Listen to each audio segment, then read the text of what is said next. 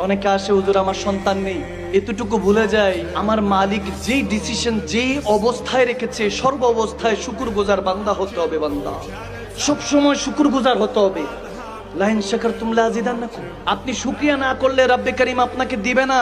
আপনার সন্তান নাই, কোনো সমস্যা নেই। এমনও তো হতে পারে সন্তানটা বড় হয়ে নাফরমান হবে, তার উসিলে আপনি আপনার পরিবার জাহান্নাম। আওয়াজ কমেছে মাইনা আরো জোরে। এমনও হতে পারে আপনি অসুস্থ, দীর্ঘদিন অসুস্থ। এমনও তো হতে পারে এমন কিছু গুনাহ হয়ে গিয়েছে যেটার হিসাবের কারণে জাহান্নামে যেতে পারেন।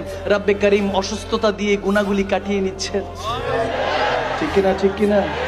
এমনও হতে পারে অনেকে ধন নাই, টাকা পয়সা নেই, যে ধনীরই দিল আমাকে দিল না আল্লাহ, এরকম অনেক সময় বলতে থাকেন। এমনও তো হতে পারে টাকা আসলে রবকে ভুলে যাবেন, কাফের হয়ে যাবেন। শেষ নবীর উম্মত তো আমার আল্লাহ হয়তো এই জন্যই ভালো জানেন, ধনী যাতে গরিব হয়ে গেলে হয়তো ঈমান নষ্ট হয়ে যাবে, এজন্য ধনীকে টাকা পয়সা দিতে থাকেন, গরিবকে গরিব রাখেন।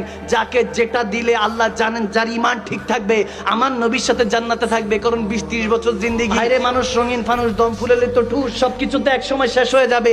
এমন তো হতে পারে রব্বে কারীম এজন্যই কম দিচ্ছে, কিংবা কাউকে বেশি দিচ্ছে, কাউকে অসুস্থতা দিয়ে পরীক্ষা নিচ্ছে, কাউকে সুস্থতা দিয়ে আল্লাহ করিব করছে।